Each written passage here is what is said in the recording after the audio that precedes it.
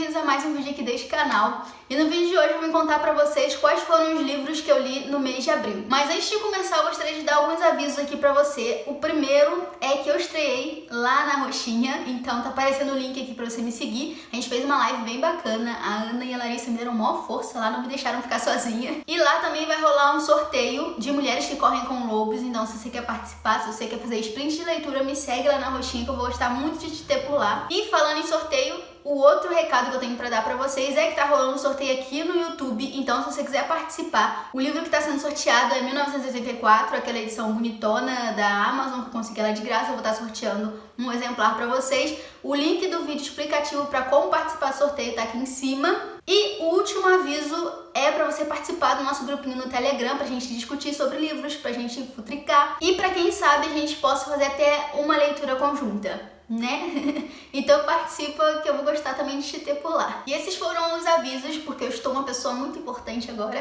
Então vamos às leituras de abril. O primeiro livro que eu li em abril foi Misery, do Stephen King. Todo mês eu tô lendo Stephen King, mês que vem já vai ter outro também. Mas Misery foi o meu favorito até agora. Foi o livro que eu achei mais bem escrito do autor. Foi a vilã que eu mais gostei. E assim, é um livro que é curtinho, né? Geralmente os livros do Stephen King são maiores e ele enrola bastante pra falar. Quem já leu Stephen King sabe que ele gosta de escrever bem os cenários, objetos, pensamentos.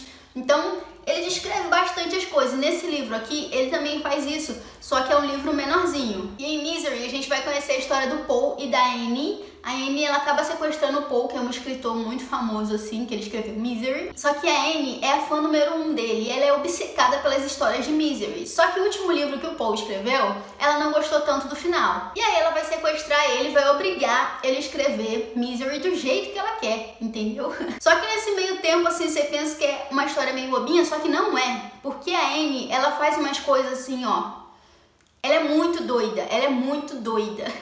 Umas coisas que eu nunca ia imaginar, e às vezes eu achava que tinha chegado no ápice, só que não tinha chegado. E umas coisas assim que eu falava, meu Deus, não é possível que ela vai fazer isso, e ela fazia e fazia pior. E é uma menina assim muito doida, você precisa dar uma chance pra Misery. Em algumas cenas desse livro eu ficava assim com meio nojinho assim, sabe? Mas é um livro que eu gostei bastante, é o meu favorito do Stephen King até agora. E eu gostei demais de Misery. Dei 5 estrelas e foi o livro favoritado. Depois de Misery, eu peguei pra ler no Kindle Herdeiras do Mar, que é um livro de leitura conjunta da Pan Gonçalves, os livros favoritos da Pan, né? O clube dos favoritos da Pan. E esse livro, eu arrisco dizer que foi o livro que mais mexeu comigo, assim, disparado na vida, assim, sem dúvida nenhuma. É um livro muito sofrido. Eu cheguei até a comparar um pouquinho ele com Uma Vida Pequena, mas não querendo dizer assim que um é mais sofrido que o outro ou que os sofrimentos são iguais, não, diferente. São diferentes eixos, mas um não tira o mérito do outro de ser tão sofrido, um não deixa de ser menos sofrido que o outro só porque o outro... Enfim, é um livro que mexeu muito comigo, assim como Uma Vida Pequena, mas talvez eu tenha me identificado mais com Herdeiras do Mar pelo fato de eu ser mulher, não sei. Esse livro, ele vai contar a história de mulheres coreanas que eram sequestradas para servir como mulheres de consolo lá pelo exército japonês na Segunda Guerra Mundial.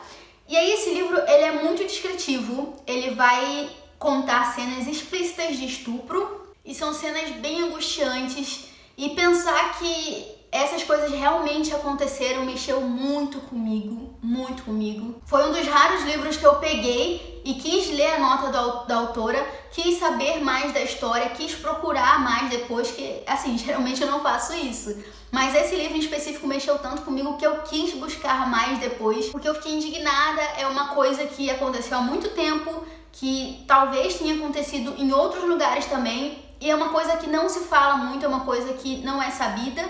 Fala-se sobre a guerra, mas não se menciona isso. E eu acho que a gente deveria dar um grau de importância maior para as coisas que aconteceram e que talvez ainda aconteçam e não são mencionadas. Então, esse livro mexeu muito comigo, me deixou assim mal de cabeça total. Eu fiquei pensando assim, ó, fiquei digerindo o livro muito tempo depois, eu penso até hoje, porque...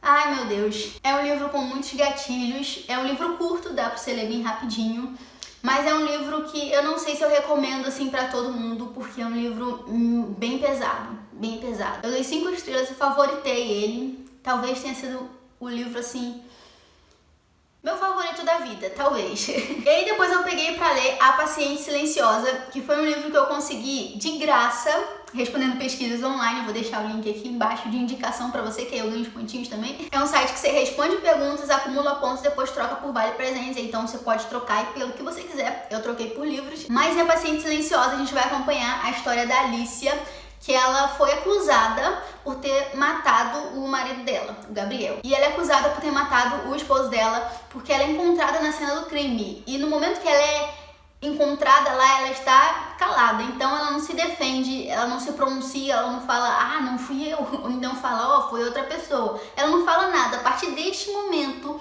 ela fica sem falar. E ela não fala mais com ninguém. E aí a gente fica se perguntando se ela realmente estava num estado de choque, ou se isso era uma tática, assim, para ela ser meio que diagnosticada, assim, com algum problema, sei lá. Tanto que ela começa a ser tratada, assim, num hospício, se eu não me engano, por terapeutas para tentar fazer ela falar. Só que depois de tantos anos, assim, acho que passam uns 6 anos, se eu não me engano, e ela não fala, as pessoas meio que desistem dela e ela tá ali só por existir. E aí o nosso livro ele vai ser narrado pelo terapeuta e ele também vai ser intercalado por algumas passagens do diário da Alice. E esse terapeuta, ele quer insistir no caso da Alice, mesmo depois de tantos anos, porque ele acha que ele é o único que vai conseguir fazer a Alicia falar. Então a gente vai acompanhar ele investigando o motivo que levou a ela não falar mais, se ela realmente é culpada ou não pelo fato, e a gente vai estar acompanhando isso nessa história. Lá pro final do livro, eu teve uma revelação assim que eu fiquei indignada, eu fiquei revoltada. Eu tava até lendo esse livro aqui em live, lá na Roxinha, e aconteceu um fato assim que eu fiquei revoltada, e eu queria uma explicação para aquilo, e não sei se a explicação que o autor deu foi satisfatória. Tanto que eu terminei o livro e assim, eu tava gostando, mas ao mesmo tempo eu não estava gostando. Eu gostei do livro, mas foi um livro que também me fez passar raiva. E aí por isso eu dei 4 estrelas pra ele. Eu gostei, mas também não gostei do final da explicação. Assim, é um livro bom, te deixa intrigado pra saber o que vai acontecer. Tu lê esse livro aqui muito rápido e eu acho que vale a pena, assim. Mas talvez você passe raiva. E é isso. E aí, o último livro que eu li também foi no Kindle, foi A Metamorfose do Kafka. Era um livro que eu já deveria ter lido, porque ele era leitura obrigatória na minha época de escola, mas eu não li porque eu não gostava de ler. E eu peguei resumo assim na internet, mas não me afetou em nada, porque eu não lembrava da história. E aí foi uma grande surpresa, boa, talvez. Esse livro aqui vai contar a história do Gregor, que é um caixeiro viajante, e ele meio que sustenta ali a família dele, né? Ele é um trabalhador exemplar. Até que um dia ele acorda assim, se sentindo meio estranho, com sonhos turbulentos, e ele percebe que ele não está normal, alguma coisa aconteceu. E aí o porquê do livro se chamar Metamorfose, ele simplesmente se transforma em algo estranho ali, que muita gente diz que é uma barata gigante e tal. E a gente vai acompanhar como que a família dele, como que ele vai se sentir em relação a isso. Quando eu terminei o livro, ele meio que terminou assim, ó. Ué, acabou? Eu não tinha certeza se tinha acabado, porque parecia que tava faltando alguma coisa ali, alguma explicação, mas não tinha. Então eu fiquei perdida em pensamentos. Fiquei procurando, assim, a justificativa para o autor ter escrito aquilo.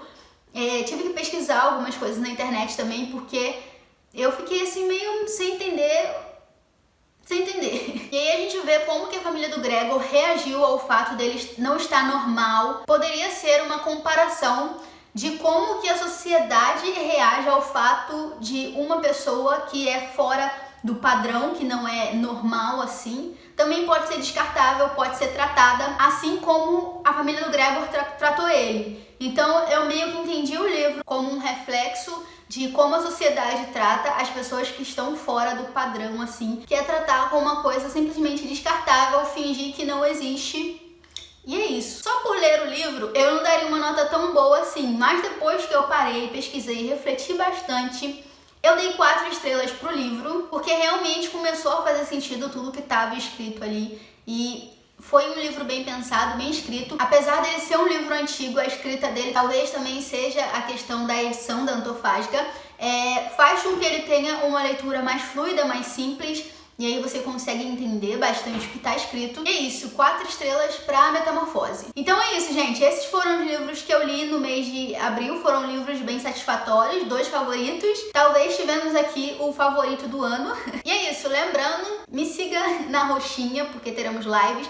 E lá vai ser lives da Madruga Boladona, porque eu vou fazer a live de noite, na madrugada, talvez até às 5 da manhã, talvez. Também não esquece do sorteio que tá rolando aqui no YouTube de 1984, e na roxinha também vai rolar sorteio de Mulheres que Correm com Lobos, e também entra pro nosso grupinho no Telegram pra gente futricar. É isso, gente. Muito obrigada a você que assistiu até o final e até o próximo vídeo. Tchau, tchau.